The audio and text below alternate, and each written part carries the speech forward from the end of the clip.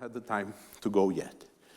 What is this about? I have nothing to do with that one factory. That belongs to the guys who work there. They come at the time they want, they set up the product they want, etc. Why? Because they know all the numbers. We tell them, we say, here's everything. We've had a program which people are always surprised at, which is not really surprising, which is the program of people setting their own salaries, because people were setting their own times, their own way of working, and so forth. And we said, set your own salaries. People say, well, that's crazy. You know, everybody's going to set the highest salary in the world for themselves. But the process in the company is this. You go and you work with the people that you respect, you want to work with, and so forth, and find yourself an activity there. Every 6 months, which is the maximum budget we have, every 6 months, you come there, and the group will anonymously write down the names of the people they think they need. If you're on that group, you have a job.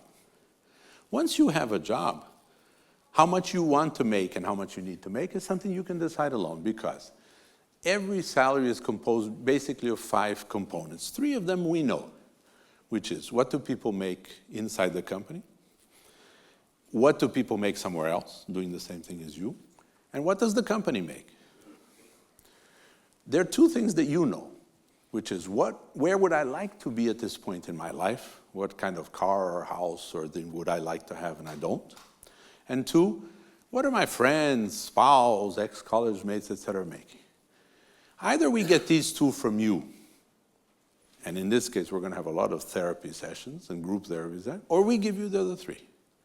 If you have these 2 and we give you what everyone makes, what you would make somewhere else, and what the company can afford and make, you have all the facts. You can't possibly be wrong about your salary. And so we've been giving this out, and we started, I think, 25 years ago. We've never had really important problems. We've had people who suddenly say they need to make 3 times as much. In almost all the cases, they were right. There are people who left the company and then took on much bigger jobs somewhere else. And so we'd rather know earlier than later. So when you say the salary, the time, the work, none of this matters to us, let's negotiate what it is you're going to do for us. Oh, I'm going to take care of the books, and I'm going to send in the financial this, and I'll have all this ready by the 4th of the month. Good, go. We used to have at our point where we had most people, which was about 5,000 people, we had 2 people in HR, and thankfully one of them has retired.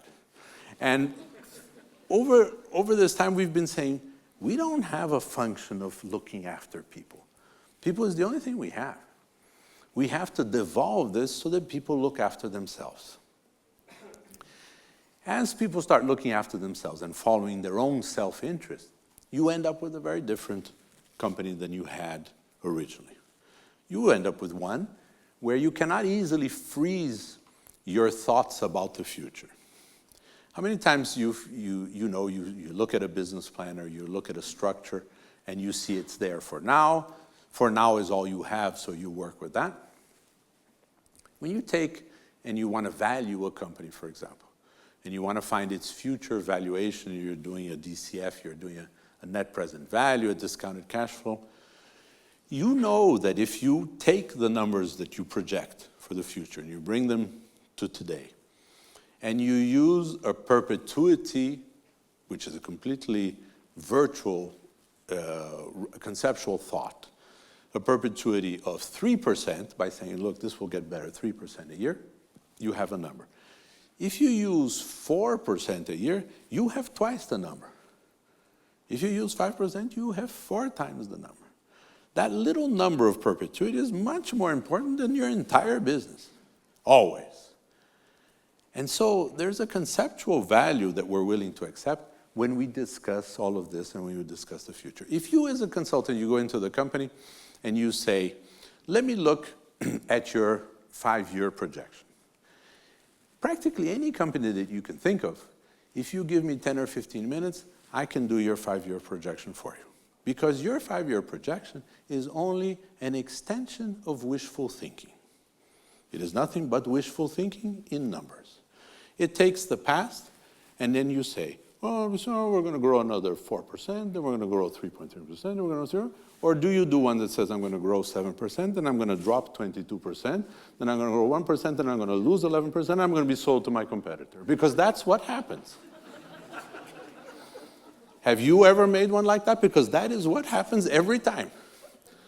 But this one here of 3% and 5% and 7% and 9%, which everyone draws every year, that is just wishful thinking.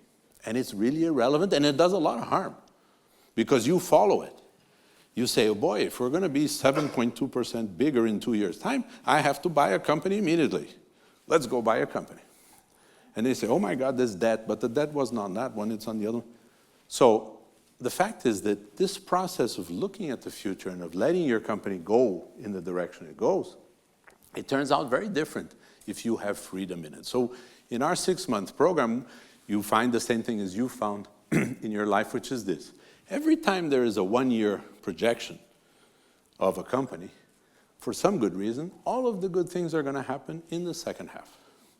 Isn't this true? And so you say, no, wait a second, take away the second half, let's just do 6 months. People get frantic. They say, no, 6 months, no, 6 months. Right now is not a good moment. I have to fire and hire. And blah, blah, blah. Okay, but let's just do it. So we've been running now the company for 25 years on a 6-monthly budget. We say, don't tell me about the 7th month. We'll write it down, think about the future. Don't give me a document. Think about it. But let's just operate 6 months at a time. That forces the company to look at a very different scenario as a whole.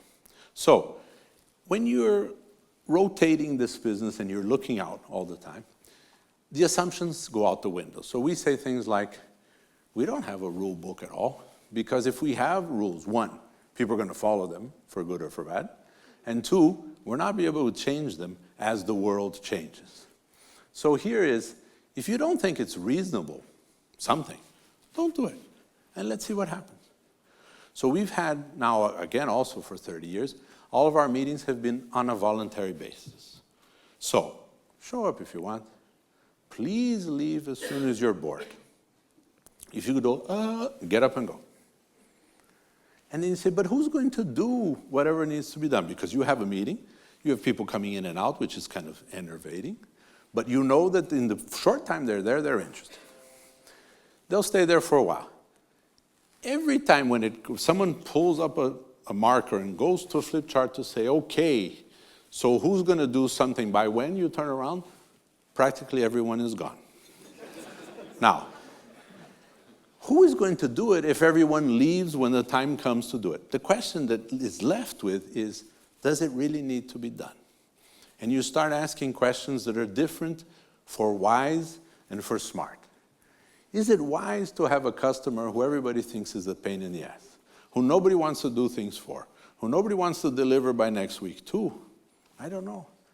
Isn't it smarter maybe to have a smaller company, give up some of these customers, pay more attention to the ones that don't scream so hard, that might be your better customers over the long run, instead of running after more factory and more production and so forth? And that's what we've done. And the other day we did a calculation, and we concluded that we would be 16 times bigger as a company if we had accepted the opportunities of growth, if we had accepted giving up some ethical issues. You talk about some of these car companies here in Brazil, and I know it's the case in many other countries.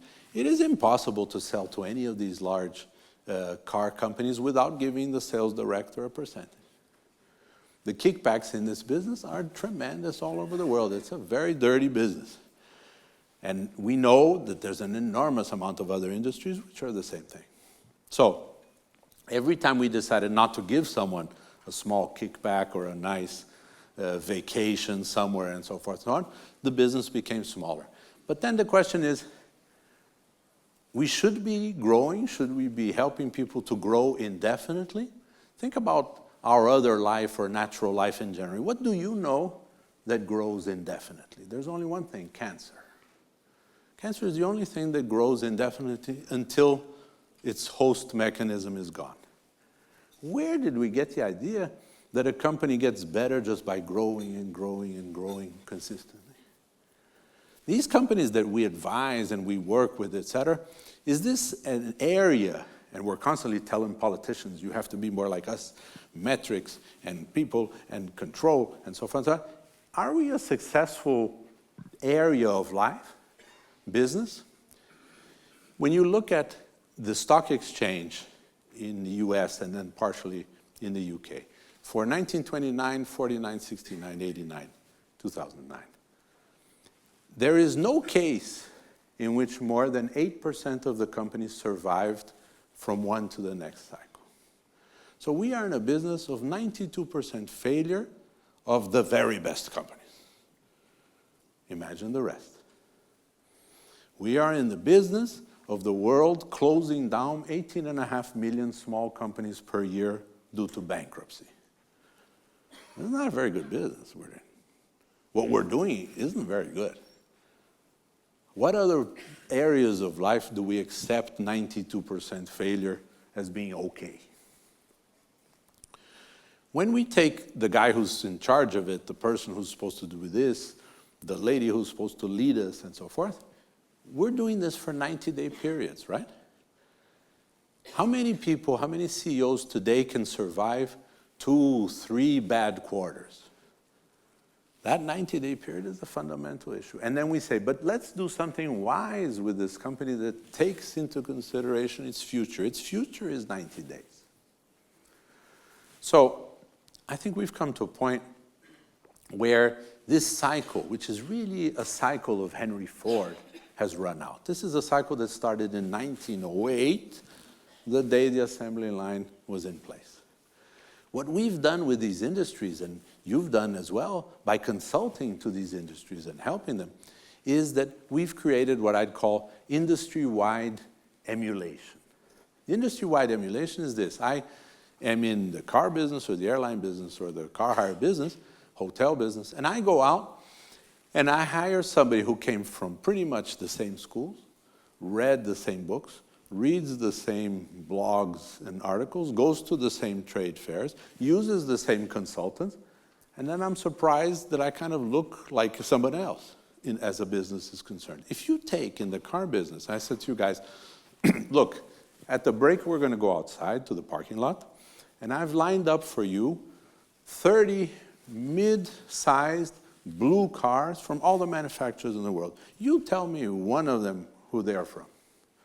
You tell me from a distance from the parking lot which one is Volkswagen, which one is Hyundai, which one is Japanese, which one is Swedish. You don't know anything. They are all identical. How did they become identical? We helped them. The consultants, the trade fairs, the magazines, the executives changed between one and the other. We explained all the cars are identical. I had a talk to guys who were car designers of the future. And I said, I looked at some of the drawings, and I said, what do these car designs look like? And so these cars look snazzy, and they're oval, and so forth, and all kinds of different ones with these guys with ample imagination. And I said, did you realize that every one of these cars that you have designed has a driver looking to the front? And if I were going to decide to draw, you asked me to draw a car for 20 years from now, it would be round. There's no motor anymore 20 years from now, is there? For an electric car? The driver with Google and Waze and what the hell do I need a driver for? I want a revolving seat. I'm going to look out to the sides to the view. I might have a slightly higher one where I sleep on a longer trip. What do you mean driver looking to the front with a motor in the front? It's a crazy concept.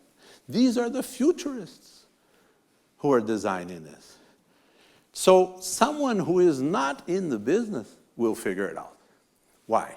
Because in that organization, everybody has learned together and is based on one common core, which is, I understand dealerships, I understand carburetors, I understand a hell of a lot of things which are all going to be useless. But the whole business understands that. If I take a specialized car consultant in Detroit, he understands carburetors and dealerships. How many people here can say, boy, I love my relationship with my car dealer?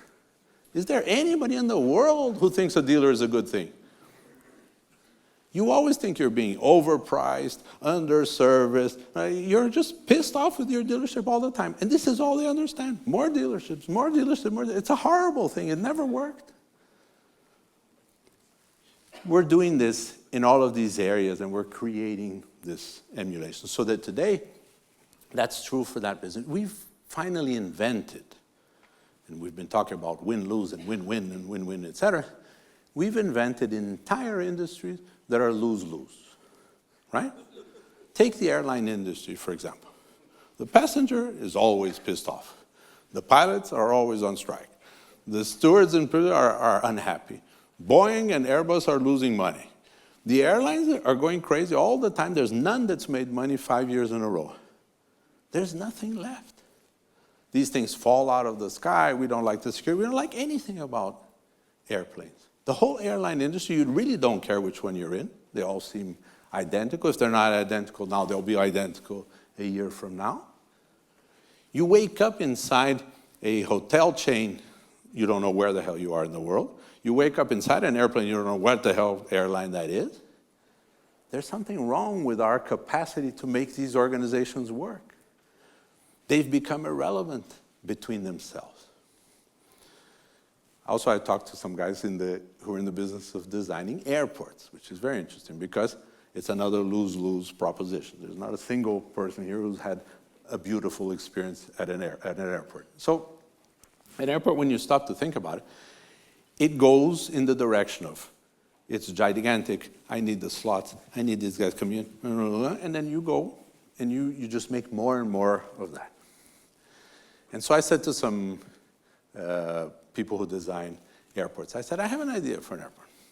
I said, I remember the airports I love. I love airports when you end up in a little country in Africa or in the Caribbean where you walk from the plane, there's this little hut, your thing comes in, you go to the car. So why don't we do that with Heathrow, you know? How do you do that with Heathrow? It's very simple. When you look at the airports, all the airports are out in the field somewhere. There's always agriculture in every direction, so it can't be very expensive real estate. So wherever you go that there's an airport, I say, make it 120 small Caribbean airports in a row. 1 through 120. Make it one little train that goes in this direction. Everything's here. Have a little camera where you talk to the guy from immigration or customs or whatever. Put the plane in front of number 118. As you go with your iPad, it says, where's my plane? Oh, your plane will be at 118. Take your car to 118, park across the street, walk, get into the plane, go. Everything on foot, no people. When you get back, you come back to number 3, and you remember that you were on 118, you take your train to 118 and go home. No duty-free shopping, no enormous, no transit. And the people who are in the business of designing airports, they kind of shake this. Yeah, there's something wrong with this. I don't know exactly what it is, but... So the fact is that all of these businesses and everything we're in must have a newer and a much simpler solution. When we don't figure it out and we have a convention, assuming you are all lawyers, of DVD rights, how pissed off have you been buying a DVD which is zone 4 but really doesn't play in zone 2? Are these people helping the world, the consumers, etc.? What are they doing? They are protecting to the last with billions of dollars of protection. They're protecting themselves against the free consumer. They're doing whatever they can. Okay. They keep doing this, as they did in the music business. They spent all of their last billions of dollars trying to protect themselves and you from piracy and convincing yourself you're a pirate, you're a horrible pirate, don't take this away, etc. Until somebody called Napster and somebody called Spotify ends the business. The whole business is gone.